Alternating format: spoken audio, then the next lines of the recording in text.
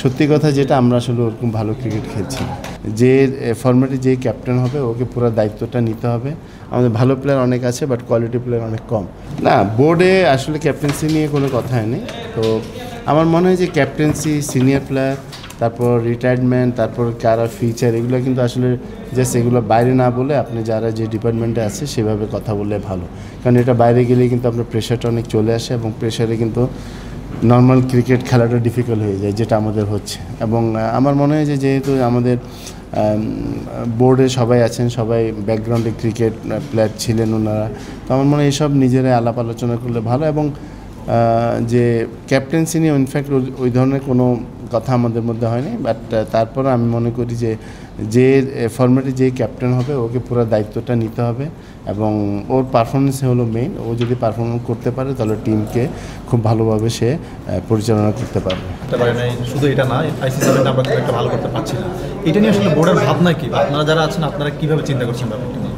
না, এটা নিয়ে আমাদের আলাপ হয়েছে লাস্ট বোর্ড মিটিংয়ে, সেটা তো আপনাদেরকে এক্সপ্লেন করেছে। বাট ইনফ্যাক্ট সত্যি কথা যেটা আইসিসিতে এটা এমন একটা ইভেন্ট যেখানে মনে করেন আপনার পারফরমেন্স যদি ভালো করেন এক্সপোজারটা অনেক বেশি পাওয়া যায়, আর যদি খারাপ করেন তাহলে কিন্তু আপনার ওটা নেগেটিভ নিউজটা অনেক বেশি আসে। তো নর্মালি আমরা যেমন লাস্ট ওয়ার্ল্ড কাপে কিন্তু খুব খারাপ করেছি ইন্ডিয়ায়, তারপর টি-20 কিন্তু আসলে দু একটা ম্যাচ আমাদের জেতার সম্ভাবনা ছিল, যেটা আমেরিকা হয়েছিল সেটাও কিন্তু আমরা ওরকম ভালো করতে পারিনি।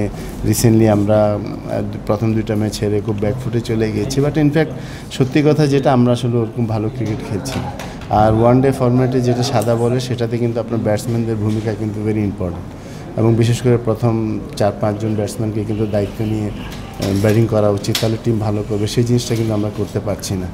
তো এগুলো নিয়ে আপনার যতই হোক আলাপ আলোচনা বলেন, যতই কিছু বলেন, এটা আসলে অনেক দেরি হয়ে গেছে। অনেক দিন থেকে আমরা এই সাফার করছি। এটা যত তাড়াতাড়ি সম্ভব ইমিডিয়েটলি এই জায়গা থেকে আমাদেরকে বের হয়ে আসতে হবে, আদারওয়াইজ এটা ডাজন্ট লুক গুড। ভাই, আপনার কাছে কি মনে হয়, মানে পার্সোনালি তিনটা ফরম্যাটের আলাদা আলাদা তিনজন ক্যাপ্টেন হলে কি ভালো হয় কিনা, নাকি আসলে মানে লাল বল সাদা বল দুইটা ক্যাপ্টেন হলে ভালো হয়, মানে আপনার কাছে কি মনে হয়?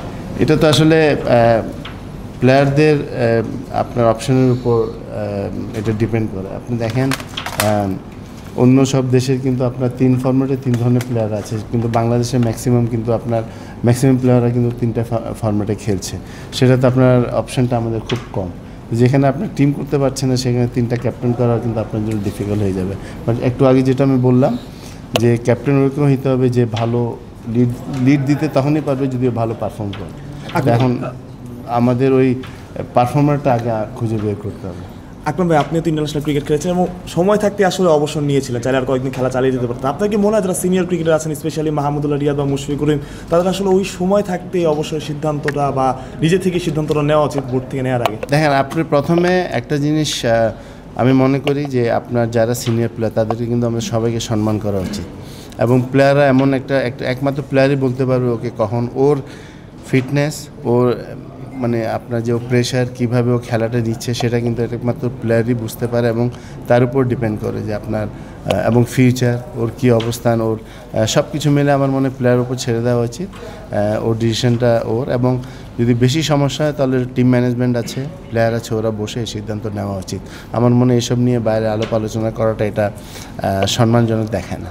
আকরাম ভাই, ক্রিকেট ডেভেলপমেন্ট করতে অনেক কিছুরই প্রয়োজন হয়, স্পেশালি স্পিন বোলিং মেশিন নিয়ে ইংল্যান্ডের কাউন্টি ক্রিকেট ক্লাবে সব কিছুতে আছে, কিন্তু বাংলাদেশে সেই ধরনের সুযোগ সুবিধা নেই। আর এটা নিয়ে বিসিবি কোনো কাজ করছে কিনা ভাইয়া? না, সরি, আপনার প্রত্যেকটা জিনিসই কিন্তু দেখেন আমরা ডেভেলপ করার চেষ্টা করছি। আপনারা আগে যখন ইভেন 7-8 বছর আগে দেখেন আমরা যখন টিম যখন খেলতাম তখন আমরা চিন্তা করতাম যে আমরা স্পিনিং উইকেট বানাই, যেহেতু আমাদের কোনো ফাস্ট বলার নাই, আমাদের ফাস্ট বোলিং স্ট্রেংথ কিন্তু ছিল না। বাট এখন আল্লাহর রহমতে আমাদের ফাস্ট বোলিং, আপনি যদি দেখেন আমাদের ম্যাচে আমাদের ফাস্ট বোলাররা কিন্তু ভালো করছে ব্যাটসম্যান এবং ফিল্ডারের চেয়ে। সো এই জিনিসটা আমাদের ডেভেলপ হয়েছে, তো আমাদের কোয়ালিটি আস্তে আস্তে চেষ্টা করছি, আস্তে আস্তে এটা বাড়বে। এবং স্পিনিং আসছি আমি, হ্যাঁ এখন আমি আসছি সেটা। তো আপনি দেখেন আমাদের কিন্তু one of the best spinning coach কিন্তু আমাদের টিমের সাথে আছে, এবং এর বাইরেও কিন্তু আমরা অনেকগুলা কোচ ইনভলভ করেছি স্পিনিংয়ে, এবং সেটা ডিপেন্ড করছে আপনার কীভাবে মানে প্লেয়ারগুলো আসা যায়। যেমন আমরা বেশ আমাদের কয়েকজন ভালো স্পিনার ছিলেন, সাকিব ছিল, তারপর হলো মেরাজ কিন্তু ইজ ডুইং ওয়েল। তো এবং আস্তে আস্তে আসবে, বাট একসাথে তো আপনার শুধু স্পিন মেশিনে যে আপনার স্পিনাররা বের হয়ে আসবে তা না, আপনার চেষ্টা করে যাচ্ছে। এবং ব্যাটারদের ক্ষেত্রে তো স্পিন বোলিং মেশিন থাকলে ব্যাটাররা একটু আমাদের ফাস্ট বোলিং এগেনস্টও তো আমাদের ব্যাটসম্যানরা খুব ভালো করছে।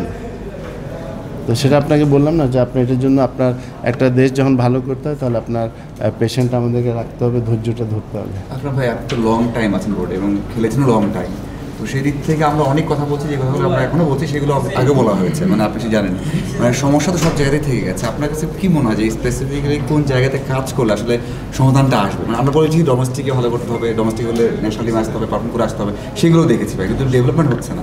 আপনার কি মনে হয়? আমার কাছে ডে বাই ডে বাংলাদেশের ফ্যাসিলিটিস কিন্তু বাড়ছে। যদি আপনি ওইভাবে চিন্তা করেন তাহলে আপনি 15 বছর আগে আমাদের ফ্যাসিলিটিস যদি এখন কম্পেয়ার করেন অনেক কম ছিল, বাট তখন তো আমাদের এখান থেকে তামিম, সাকিব, মুশফিক, রিয়াদ, মাশরাফি, আশরাফুল এরা কিন্তু বের হয়ে আসছে।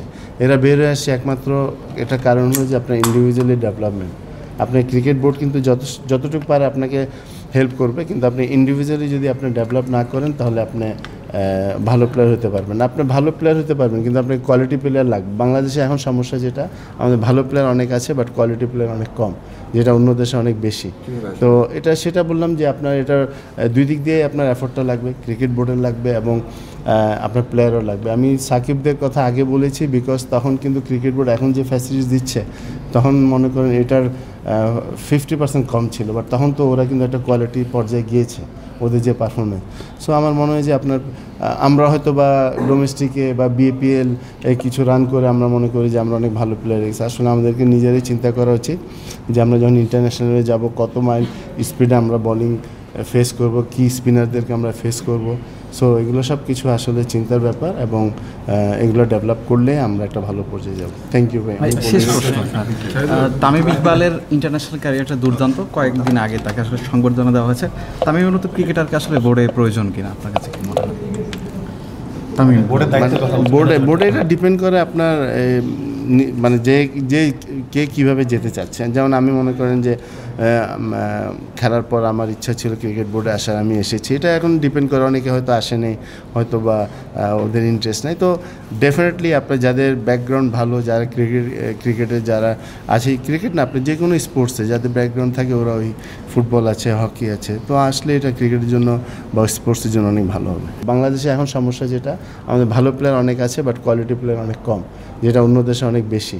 তো সেটা বললাম যে আপনার এটার দুই দিক দিয়ে আপনার এফোর্টটা লাগবে, ক্রিকেট বোর্ডের লাগবে এবং আপনার প্লেয়ারও লাগবে। আমি সাকিবদের কথা আগে বলেছি বিকজ তখন কিন্তু ক্রিকেট বোর্ড এখন যে ফ্যাসিলিটিস দিচ্ছে তখন মনে করেন এটার 50% কম ছিল, বাট তখন তো ওরা কিন্তু একটা কোয়ালিটি পর্যায়ে গিয়েছে।